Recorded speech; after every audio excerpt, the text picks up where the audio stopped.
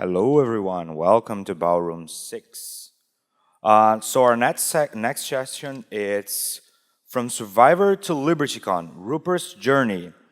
If you have ever watched the popular TV show Survivor, you know who Rupert Boneham is. If you don't, you should, because he's a pretty awesome dude. Please welcome to the stage, Rupert Boneham. No, thank you very much. So, yeah! Yes, that silly show Survivor. Toughest camping trip I ever had in my life. I loved it. I loved it. I mean, I was so Survivor, well, here, let me go even further back.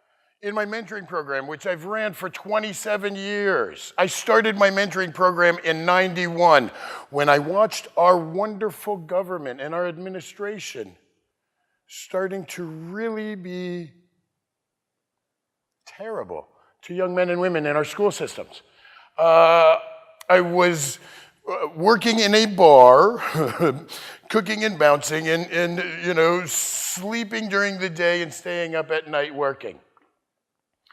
I had rented a couch where I would sleep during the day, and then when everybody started coming home, I would go to work. Their 14-year-old son, as soon as everybody left for work, he would end up sneaking back in the house, and I would realize he was in there, and he'd wake me up, and he'd mess with me, and it just wasn't working. I started talking to the mama. I'm like, what's going on with him? She didn't even realize he had threatened a teacher at school. The teacher called the police. They filed verbal assault charges on him and put him out of school without even letting the parents know. Told him he could not come back to school until next semester. If a family, if a parent, if a guardian did that to one of their wards to someone, that would be neglectful. But our wonderful administration, our government, our education system said that's fine. A few weeks go by, and I'm struggling with trying to figure out how I'm going to work at night when there's so much going on during the day. I ended up quitting my nighttime job, and I started working construction with this young man, this 14-year-old. I had a lot of construction knowledge also. You know, you're jack of all trades. After a few weeks, the school had kicked out another few kids. We went and got them. The program started because our leaders were starting to throw us away, seeing no value in us. The program started in '91 with just a few young men and myself seeing that there is a problem in the system. We've been working for years now. When it first started, the zero tolerance, the 3 strikes and you're out, was throwing children away. 30 years ago, we didn't have our children shooting us. We are creating scenarios unknowingly. As we throw people away in the system, in the education system, as we're leaving people behind, what do you think happens to them? They don't go anywhere. They're still there. We threw thousands of young men and women out of schools in the '90s. Gave them no direction. Well, you know, you don't take much to lay around, get drunk, get high, and make babies. Don't even need a license for that. Every 12 to 15 years, we're creating another generation in some of the harder families. 30 years since, in the start of our administration throwing our children away. Now, we have children that are raised by children that are raised by children that have no idea what to do. Our detention centers, 20% of our detention center, 20% of our population is in the detention center.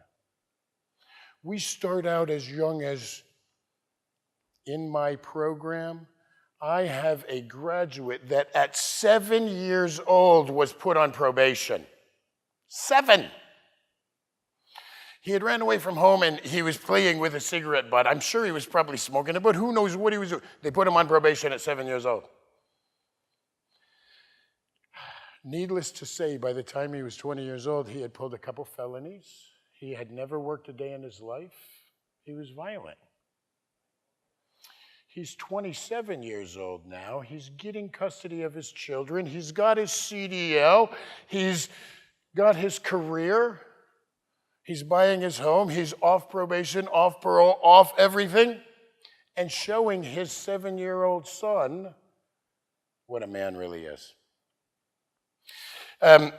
You know, years ago, I started my mentoring program, and I used to tell people all the time, you've got to have your life goals. Life goals. My life goal, show this world I'm good at something. Show the world. Not just my people, show the world. Life goals are supposed to be those that take your lifetime to fulfill. Survivor came out in 2000. I watched that show on TV. I went to my mentoring program. I said, oh my gosh, did you see that show last night? It's a camping show that the best camper wins $1 million. It took me 2 years to get on that darn show. 2 years. I would tell my kids in my mentoring program, I'm going out on Survivor.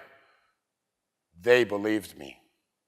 I would tell my friends, I'm going out on Survivor. They would look at me and say, what do you think you're so special for? Why would you think you could get on that show? There's hundreds of thousands of people a year trying to get on that show. You're never getting on that show. So many of us are so quick to dog someone's ideas. We really are. We need to stand together. We need to stand up with each other. Just like my young men and women that were in my mentoring program that looked at me like, of course he's going to do it. Now, in my head, I'm still full of doubts, but my kids believe in me.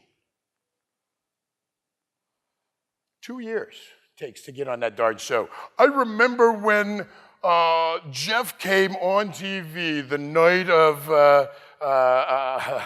the finale of Survivor 7, of Survivor Amazon, and said, for all those people that are telling us it's hard to get the application, they're on TV right now. Go. They're on the internet right now. Download it. My wife, my daughter, myself, all jump up, we run straight for the computer. We get our hands on the application. We download it. I've got it in my hands. I'm going on Survivor. We download it. We make a bunch of copies because I want it to be perfect.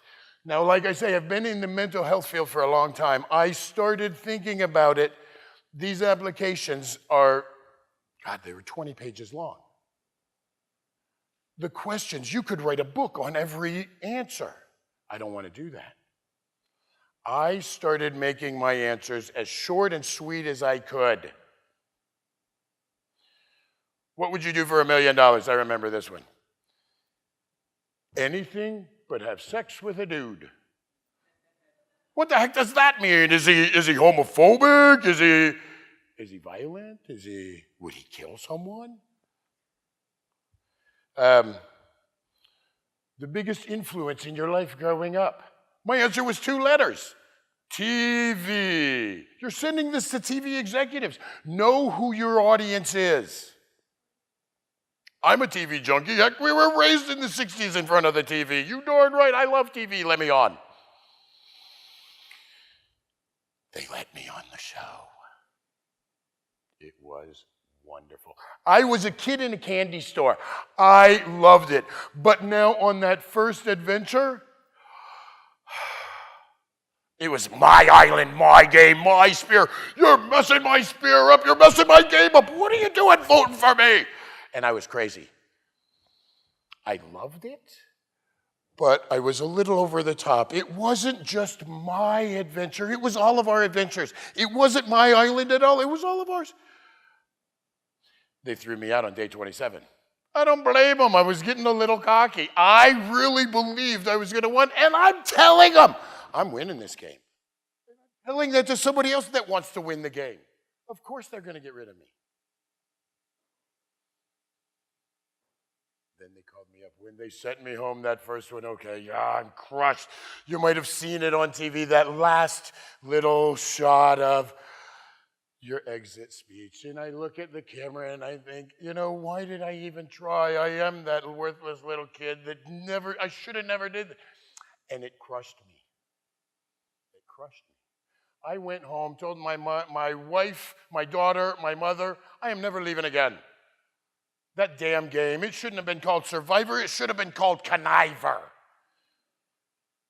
Not the best camper, the best liar wins that game. 3 days later, hey Rupert, you want to play Survivor again? Now I had just told my wife and daughter, you're gone for 2 months. No contact, no touch, no talk, no nothing, 2 months. My daughter was a little upset. That's a long time to be away. She was only 4. She had came to work with me every day in my mentoring program. Every day she could, since she was 2.5 years old.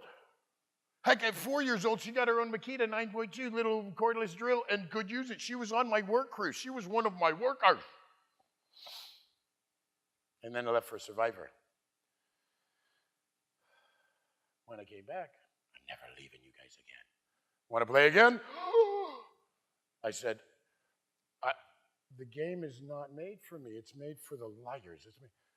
Rupert, the first person out doesn't get 2,500. We added a 0. The first person out gets 25,000.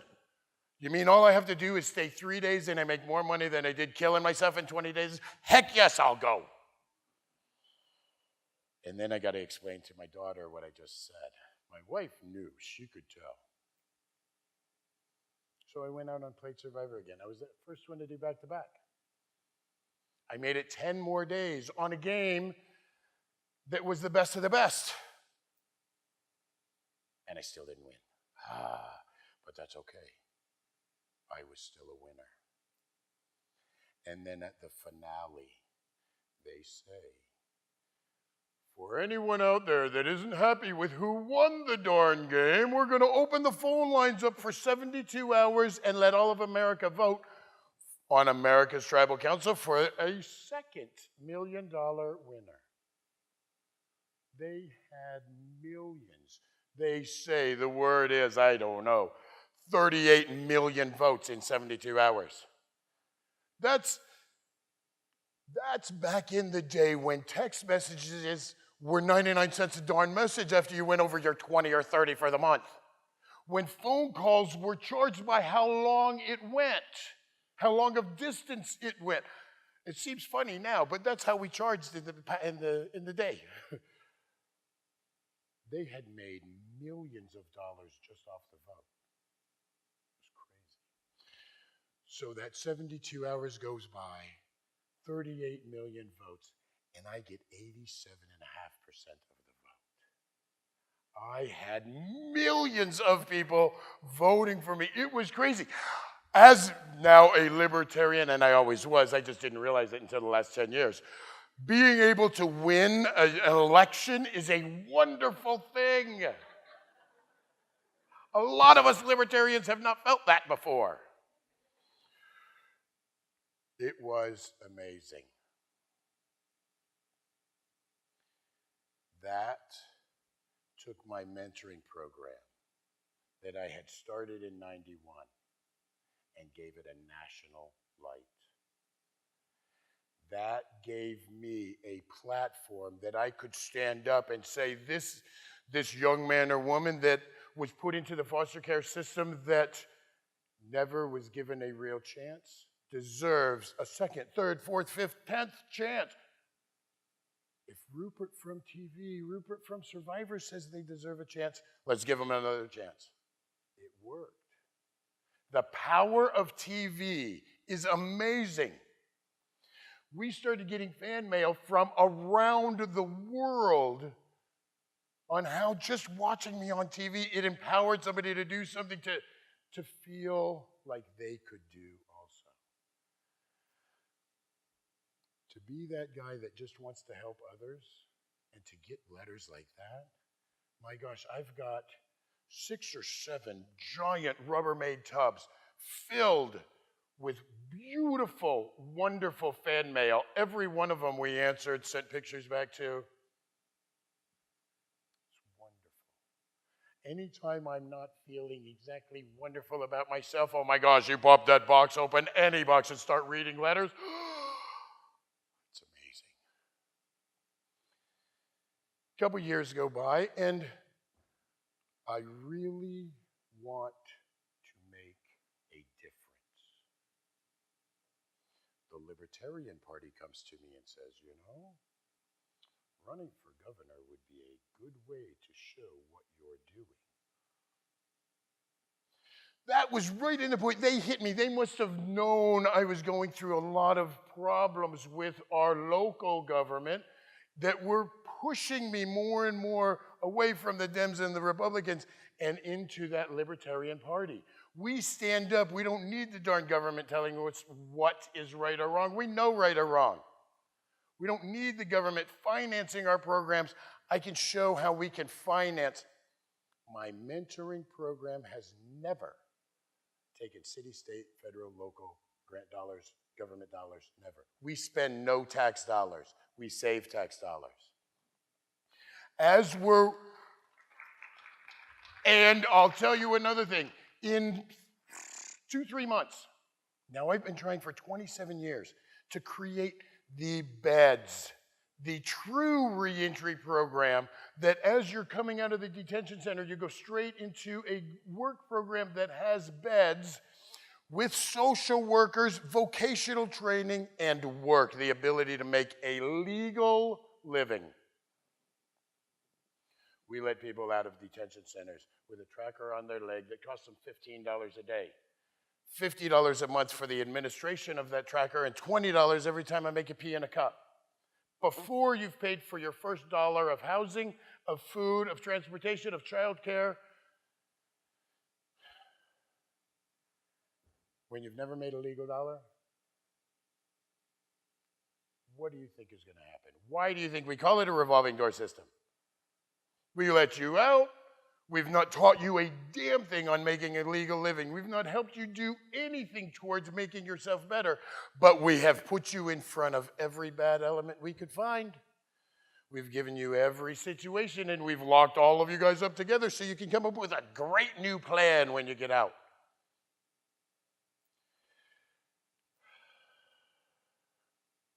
The only way we're going to help our system not go from 20% to 25%, for us to now one worker paying for 2 or 3 in the system to not go to 5, is if we start creating a way when they're coming out of the system that they don't go back.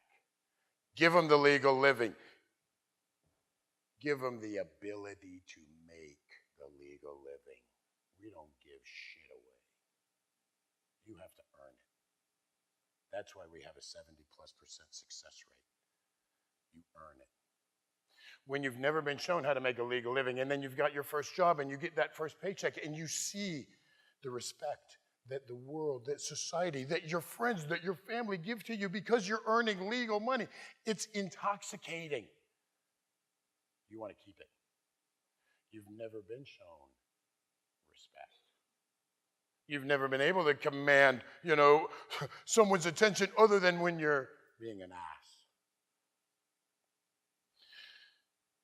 As I see this happening, as the Libertarian Party comes to me, I'm thinking, oh my God, this is the perfect way. And now this is me also. I get a little excited and I dream a little big. I believed after a couple meetings I was going to be the next governor of Indiana. I knew I was going to win. I knew it. I didn't win. But I did make Indiana history. I got more votes than any other third-party candidate in Indiana's history. Hairy, scary little me, with my little 75,000 that was darn near out of my wife and I's. 90% of it was out of our pocket. Against Mike Pence and John Gray, the Dems and the Republicans, they're $21-22 million. I mean, 75,000, I didn't even have enough to buy yard signs to go across the state. We bought a few hundred yard signs, but when you're only buying a few hundred, They're $4 or $5 a piece. We've got 92 counties in Indiana. The 92 counties, some of them only wanted a few hundred. Some of them wanted 10,000. I mean, Indianapolis is one of the counties in Indiana. It's got 750, 800,000 people in it. They wanted a few 100,000. Like, are you kidding? We're not going to blanket. We can't. When you get yard signs up over 100,000, you can get them for $1.50, $1.25. $125,000 just for yard signs. We didn't have them. We didn't have the money to buy media. When you can't spend the money, and any of you guys that are going to run, and I've got lots of suggestions, and I know I'm running out of time. My gosh, I just started and I got 4 minutes. We're going across the hall because we haven't even really started talking about anything yet. Any of you guys that are going to run, I've got a lot of suggestions. One of my suggestions is take some of your money and buy some TV, some radio, some newspaper. One of my biggest mistakes, I didn't spend a penny on any advertising. I would have a campaign stop and I would see the local TV show up. If too many people were there, they would leave. They would only stay if this was the campaign stop and you could show a bunch of empty chairs. That was the only time I would get TV coverage, was when they could give me negative. And they would test every once in a while to see, are you ready to buy some ads yet? It's a money game. Be ready to play it. I wasn't ready. I thought attitude, I thought causes would change people's opinion. Unfortunately, we still pay attention to the ads. We still put a lot of credence in what we see in a 30-second soundbite on TV. I don't know that I like this thing counting down. No, it says I got 2 minutes and then I'm supposed to get off the stage. I told them they're going to have to hook me off.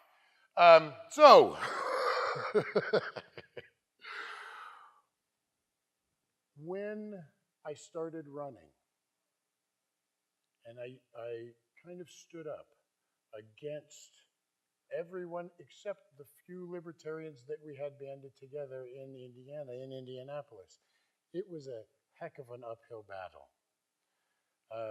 There's lots more stories, there's lots more stuff.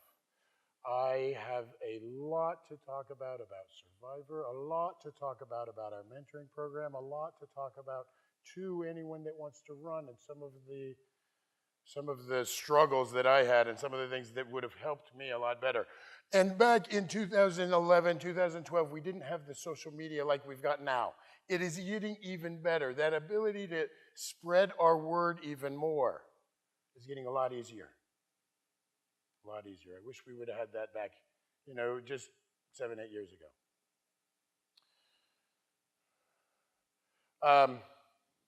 I hope that you guys come across the hall, come talk. They asked me if I wanted to have questions. I said 25 minutes. I don't know that I can even get half of what I want to tell you guys out in 25 minutes. There's no way.